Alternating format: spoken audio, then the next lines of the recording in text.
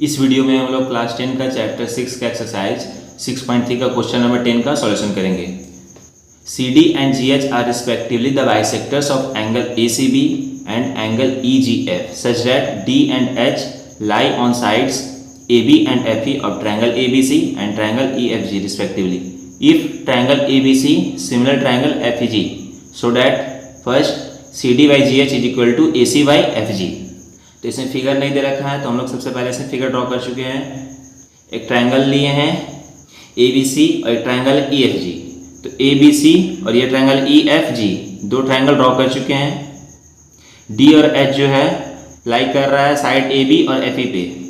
तो AB side पे D लाई कर रहा है और FE साइड पे H लाई कर रहा है।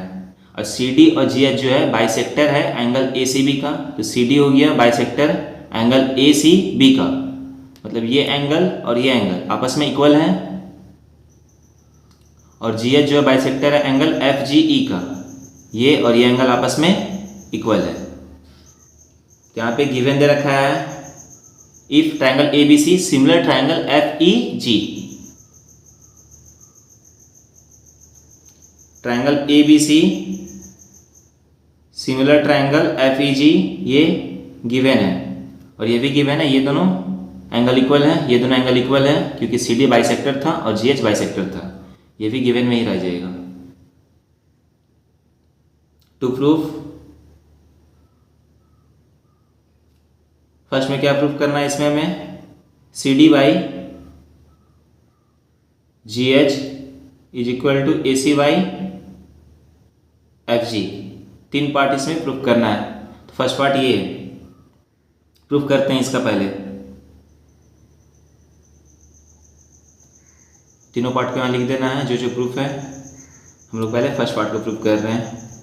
तो यहाँ गिवन था ट्रायंगल ABC सिमिलर है ट्रायंगल FEG का। तो इसका कॉरस्पॉन्डिंग एंगल इक्वल होगा। एंगल A जो है एंगल F के बराबर होगा। यहाँ फर्स्ट में A आ रहा है तो यहाँ F फर्स्ट में आ रहा है। उसी तरीके से एंगल B एंगल E के बराबर होगा और एंगल C एंगल G के बराबर होगा।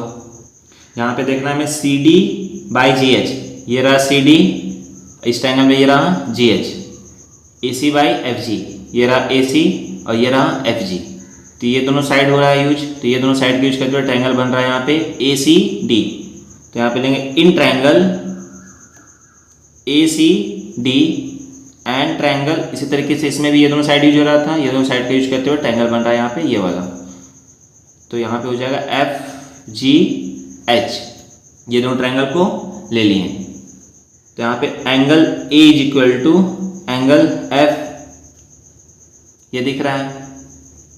Angle A is equal to angle F क्योंकि ये दोनों ट्रायंगल सिमिलर था तो करस्पॉन्डिंग एंगल से इक्वल हुआ था, तो ये हो गया इक्वल। और इसमें इसको मान लेते हैं यहाँ पे 1, इसको मान लेते हैं यहाँ पे 2। तो angle 1 is equal to angle 2, ये भी इक्वल होगा। अब क्यों होगा रीजन, यहाँ पे देखो एंगल C और एंगल G, ये एंगल C और एंगल G आपस में इक्वल है क्योंकि कॉरस्पॉन्डिंग एंगल्स इक्वल होता है कि ये दोनों सिमिलर थे इसलिए। तो इसका हाफ ऑफ एंगल C और हाफ ऑफ एंगल G ये भी आपस में इक्वल होगा क्योंकि हाफ ऑफ कटेगा तो एंगल C एंगल G के बराबर हो जाएगा। तो half of angle C half of angle G ये दोनों भी इक्वल होगा। हाफ ऑफ एंगल C क्या हो जाएगा, ये एंगल का हाफ लिख सकते हैं हम लोग एंगल 1 क्योंकि ये दोनों एंगल आपस में इक्वल था। उसी तरीके से एंगल G का भी हाफ, ये दोनों आपस में इक्वल होगा क्योंकि बाइसेक्टर था तो एंगल 2 के बराबर हो गया।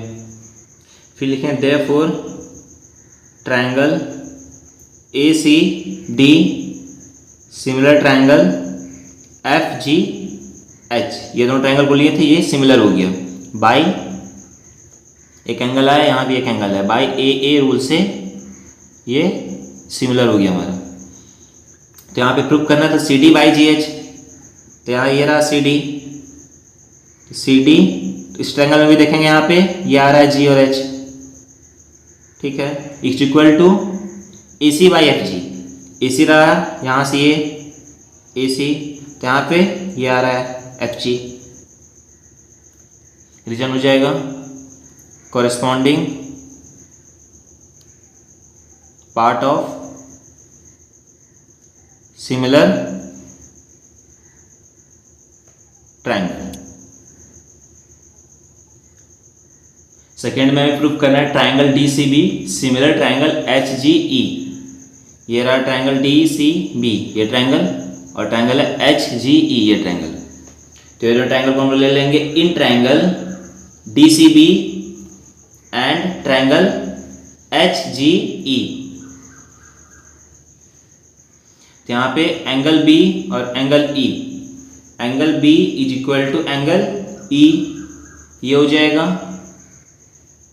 हम प्रूफ कर चुके हैं, ये प्रूफ्ड अबव। क्यों इक्वल हुआ था ये? क्योंकि यहाँ पे ABC और FEG ये दोनों ट्रायंगल सिमिलर था, तो इसका कोरिस्पॉन्डिंग एंगल भी इक्वल हो गया था। एंगल A F के बराबर था, एंगल B E के बराबर था, और एंगल C G के बराबर था। तो angle B equal to angle E हो गया, ये प्रूफ किए हुए थे। और इस एंगल को मान लेते हैं यहाँ पे 3 और इसको मान लेते हैं यहाँ पे 4। तो angle 3 is equal to angle 4, ये भी इक्वल होगा। क्यों इक्वल होगा? एंगल C एंगल G के बराबर था, तो half of angle C half of angle G के बराबर होगा। क्योंकि हाफ हाफ कटेगा तो एंगल C एंगल G के बराबर होगा, जैसे इससे पहले वाले प्रूफ में यूज किए थे। तो हाफ ऑफ एंगल C का हाफ, ये दोनों आपस में इक्वल था, तो इसको 3 के बराबर लिख सकते हैं।